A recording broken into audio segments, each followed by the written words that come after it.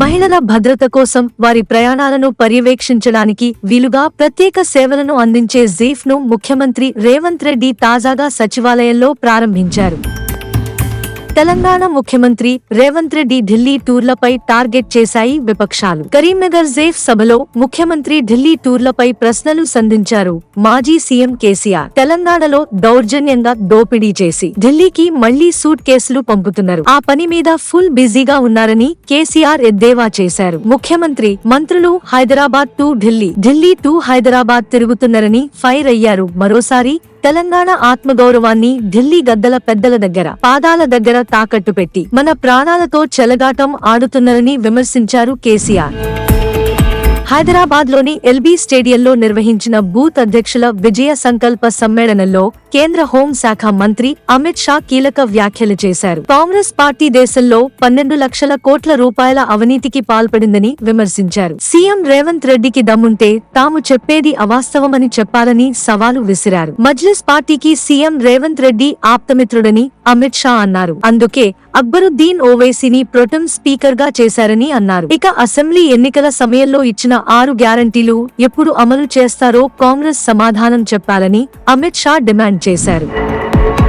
తెలంగాణలో వాహనాల registration number ప్లేట్లకు TS స్థానంలో టీజీ అమలయ్యేలా కేంద్ర ప్రభుత్వం ఆమోదం తెలిపింది. దీనికి సంబంధించి కేంద్ర రోడ్డు రవాణా, జాతీయ రహదారుల మంత్రిత్వ శాఖ గెజెట్ నోటిఫికేషన్ విడుదల చేసింది. రిజిస్ట్రేషన్ ప్లేట్లపై కొత్త ప్రిఫిక్స్ తక్షణమే అమల్లోకి వస్తుందని ఢిల్లీలోని తెలంగాణ ప్రత్యేక ప్రతినిధి మల్లు రవి కార్యాలయం తెలిపింది.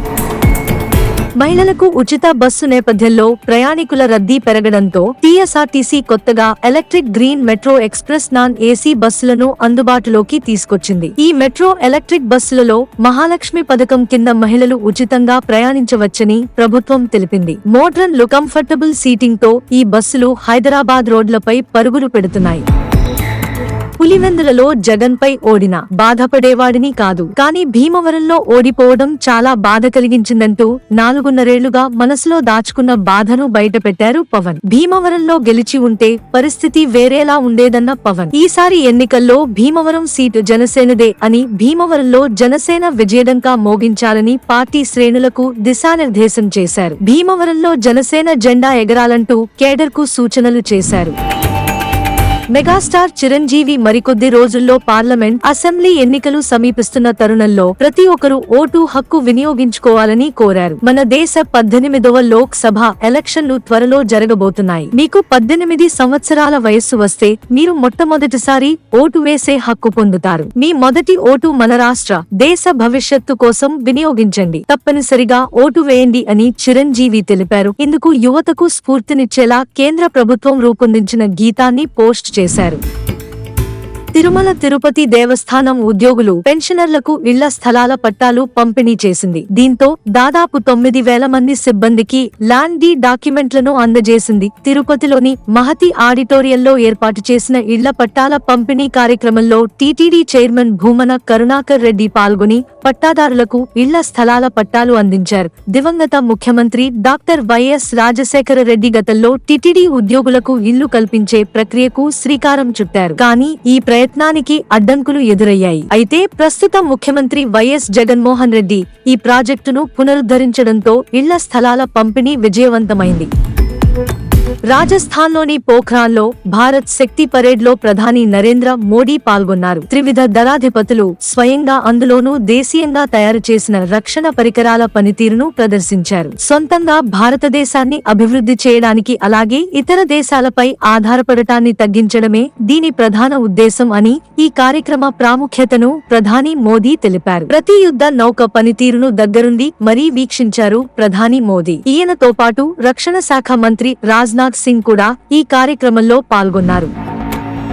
తమిళనాడు డిఎంకే నాయకుడు, క్రీడా మంత్రి ఉదయనిధి స్టాలిన్ కు బీహార్లోని ఒక కోర్టు సమన్లు జారీ చేసింది. గత ఏడాది సెప్టెంబర్న చెన్నైలో జరిగిన ఒక కార్యక్రమంలో మాట్లాడుతూ సనాతన ధర్మంపై ఉదయనిధి స్టాలిన్ చేసిన వ్యాఖ్యలపై పలుచోట్ల కేసులు నమోదయ్యాయి. హిందువుల మనోభావాలను దెబ్బతీసే విధంగా ఉదయనిధి వ్యాఖ్యలు ఉన్నాయని న్యాయవాది ధర్నిందర్ పాండే వేసిన పిటిషన్ను విచారణను స్వీకరించిన బీహార్లోని ఆరా కోర్టు విచారణను ప్రారంభించింది. తదుపరి విచారణను ఏప్రిల్ 1కి వాయిదా వేశారు.